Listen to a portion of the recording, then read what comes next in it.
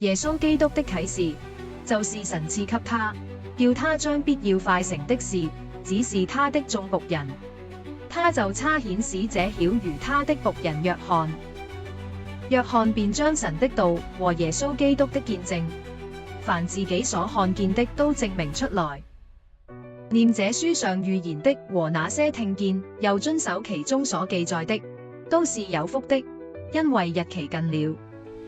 約翰寫信給亞西亞的7個教會，但願從那昔在、今在、以後永在的神，和他寶座前的7靈，並那誠實作見證的，從死裏首先復活，為世上君王元首的耶穌基督，有恩惠、平安歸與你們。他愛我們，用自己的血使我們脫離有古卷作，洗去罪惡，又使我們成為國民，作他父神的祭司。但願榮耀、權能歸給他，直到永永遠遠。阿們。看哪，他駕雲降臨，眾目要看見他，連刺他的人也要看見他，地上的萬族都要因他哀。你所看見的當寫在書上。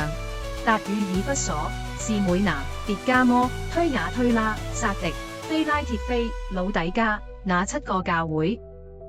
我轉過身來，要看是誰發聲與我說話，既轉過來，就看見7個金燈台。燈台中間有一位好像人子，身穿長衣，直垂到腳，胸間束着金帶。他的頭與髮皆白，如白羊毛，如雪。眼目如同火焰，腳好像在爐中鍛煉光明的銅，聲音如同眾水的聲音。他右手拿着7星，從他口中出來一把兩刃的利劍，面貌如同烈日放光。我一看見，就俯倒在他腳前，像死了一樣。他用右手按着我說：不要懼怕，我是首先的，我是末後的，又是那存活的。我曾死過，現在又活了，直活到永永遠遠，並且拿着死亡和陰間的鑰匙。所以你要把所看見的和現在的事，並將來必成的事都寫出來。